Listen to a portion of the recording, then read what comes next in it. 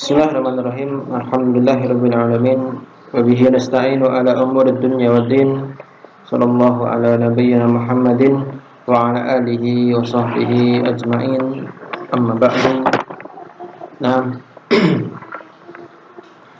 kita masih pada pertemuan sebelumnya kita masih membahas kita sudah membahas hajar jenis yang pertama, yaitu hajar yang maslahatnya kembali kepada orang yang dihajar. Kemudian kita sudah membahas hukum-hukum permasalahan yang berkaitan dengan hajar jenis yang pertama. Ya, ada yang pertama nomor 1, 2 kita sudah kemarin. Ya. Dan sekarang kita masuk ke nomor yang ketiga. Hukum yang berkaitan atau permasalahan yang berkaitan dengan hajar jenis yang pertama, yaitu yang ketiga, yazulul hajar alal majnun bi amrin aidan. Ya. Sebagaimana hajar itu hilang dari anak kecil dengan dua perkara, hajar kepada orang yang gila juga akan hilang, yazul akan hilang dengan dua perkara juga.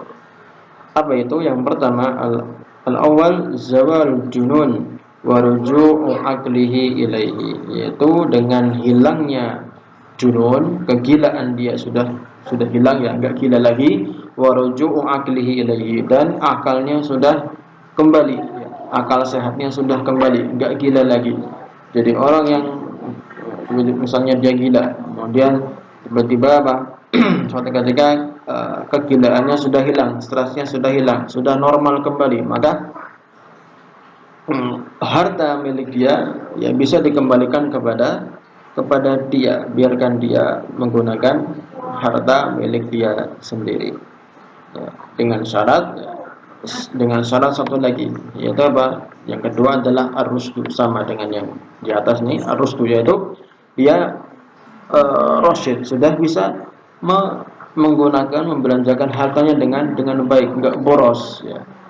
Jadi misalnya orang gila, kemudian dia sembuh, ternyata dia enggak rasyid, ya. Setelah enggak stres lagi, ternyata dia masih safih, masih boros dalam menggunakan hartanya, maka dia enggak boleh memegang harta yang dia miliki. Adapun safih, ya, fayazulu anhu bizawali safah wattishi wattisofuhu bisalahi fit tasarrufatil maliyah. Nah, adapun safih, maka hajar itu akan hilang darinya dengan hilangnya safah, ya, sifat borosnya dia, sifat bodohnya dia, tidak bisa menggunakan hartanya, hilang. Kemudian watish, ya, sifat watish itu ceroboh, dia sudah enggak ceroboh lagi dalam menggunakan hartanya. Jadi kalau mau beli dia mikir-mikir dulu, ini memang saya butuhkan atau tidak, berguna bagi saya atau tidak, ada faedahnya enggak buat saya. Kemudian hilang juga hajar tersebut apabila wattisafuhu bisalahi fit tasarrufatil maliyah, apabila dia sudah memiliki sifat, ya, baik dalam membelanjakan atau dalam transaksi harta dia sudah bisa, atau dia sudah mempunyai sifat, ya, dia sudah baik, sudah pandai dalam mengelola harta yang dia miliki. Nah, ya. Kemudian yang keempat, yatawalla amrul mahjur alaihim al-abbu idza kana adlan rasyidan, ya. Yang bertanggung jawab, ya, yatawalla, yang menanggung, yang bertanggung jawab urusan orang-orang yang dihajar tadi. Siapa?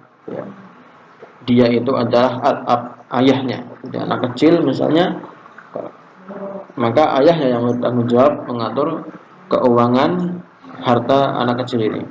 Atau mungkin kalau dia enggak punya ayah, bagaimana?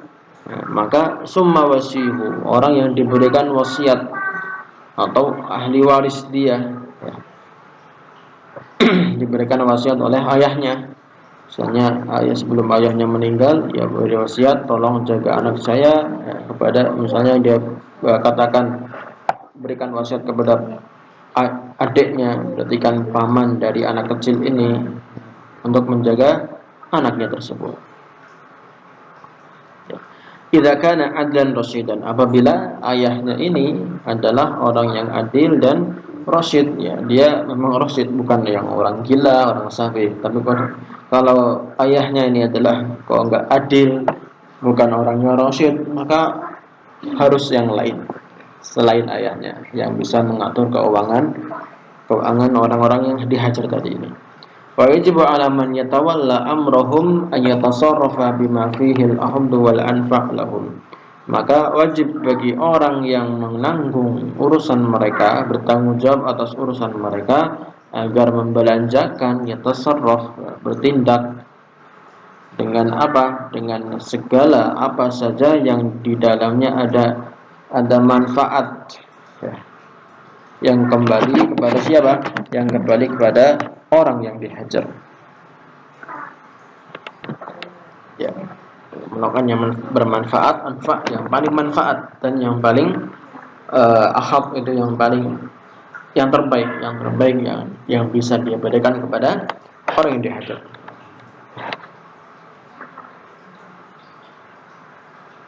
Dalilnya wala taqrabu malal yatim illa billati hiya ahsan. Jangan kalian dekati harta anak yatim. Jangan kalian gunakan harta anak yatim kecuali dengan apa yang itu terbaik, apa yang itu baik untuk anak yatim. Jadi misalnya seorang dia harus mengasuh anak yatim, diberi wasiat untuk mengasuh anak yatim, diberikan harta warisan anak yatim misalnya sudah banyak, ya 100 juta, 1 M misalnya, maka dia berikan haknya kepada anak yatim. Misalnya dia butuh sekolah, ya disekolahkan menggunakan hartanya tadi, harta milik dia, harta warisan milik dia, serahkan yang bagus, ya. Kemudian dia butuh seragam, dibelikan seragam, dia butuh uang saku, diberikan uang saku. Kemudian kalau dia makan, ya bisa ambil dari mana? Ambil dari harta warisan milik dia, hartanya dia, diberikan kepada dia untuk beli makanan yang layak bagi anak tersebut. Wal ayah nasat 'alal yatim. Ayat di sini, ya, nasat hanya khusus bagi siapa? Ditulis kepada anak yatim saja. Akan tetapi wa yuqasu alaihi ghairuhu mimman huwa fi ma'nahu, bisa dikiaskan, bisa dianalogikan dengan selain anak yatim, mimman huwa fi ma'nahu, yang semakna semisal dengan anak yatim tersebut, anak kecil, ya, orang gila, ya, safih, dan yang lainnya. Kemudian yang kelima, ala waliyil yatim ayyuhafidha ala malihi wa la ya'kuluhu aw yatasarrafa fihi dhulman wa buhtanan. Bagi wali anak yatim, ya, ayyuhafidha ala malihi, dia harus menjaga harta milik anak yatim, wa la ya'kuluhu, dan jangan dia memakan harta anak yatim tersebut, aw yatasarrafa fihi dhulman wa buhtanan, atau dia menggunakan harta tersebut, harta milik anak yatim, dulman, secara dolim, dan buhtan, secara tidak baik, buhtan untuk permusuhan, ya, dolim. Qaulih ta'ala, innal ladzina ya'kuluna amwalal yatama dzulman innama ya'kuluna fi butunihim nar. Ya, sesungguhnya orang-orang yang memakan harta anak yatim secara dolim, ya, mereka itu ya'kuluna fi butunihim, mereka memakan di dalam perutnya api, ya. Dia telah memakan api di dalam perutnya, wasayaslamuna sa'ir, dan mereka akan dimasukkan ke dalam neraka sa'ir, karena mereka telah memakan harta anak yatim secara zalim.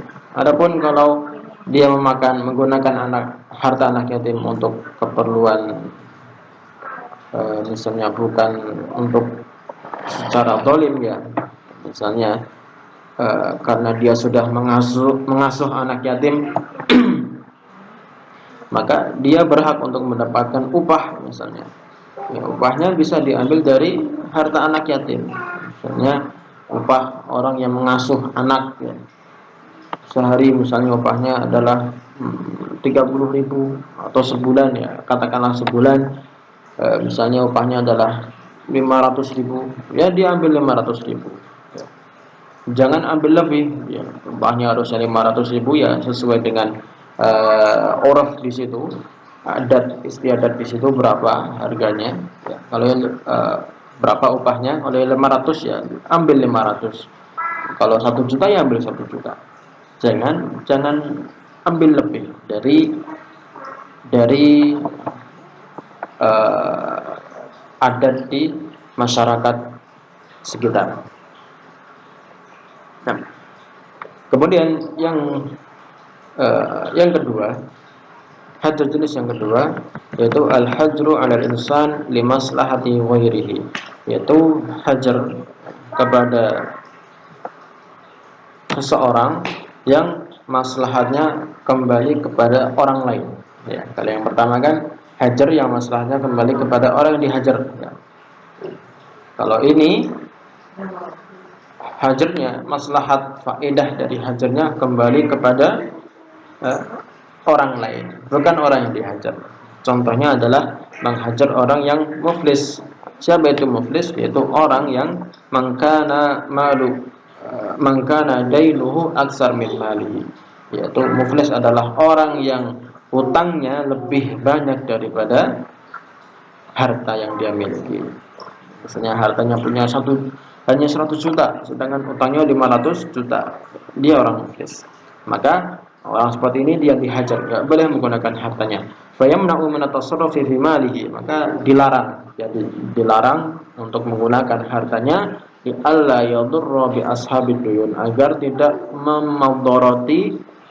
membahayakan siapa? Ashabud duyun, para pemberi hutang, yang memberikan hutang kepada orang ini tadi. Kemudian ya, di antara hajar yang jenis kedua ini adalah menghajar orang yang sakit, al-hajar al-marid maradul maut, yang sakitnya itu sudah tidak bisa tertolong lagi. Ya pasti apa? Pasti dia akan mati sebentar lagi. Ya. Maka hajar kepada orang yang sakit, yang sudah sekarat, yang sudah nggak bisa diharapkan kesembuhannya lagi, ya, hajarnya hanya pada fi mazada ala sulus, ya, hanya pada harta yang lebih dari sepertiga dari harta yang dia miliki, untuk lihakil warasah, karena ada hak ahli waris di situ. Maksudnya apa?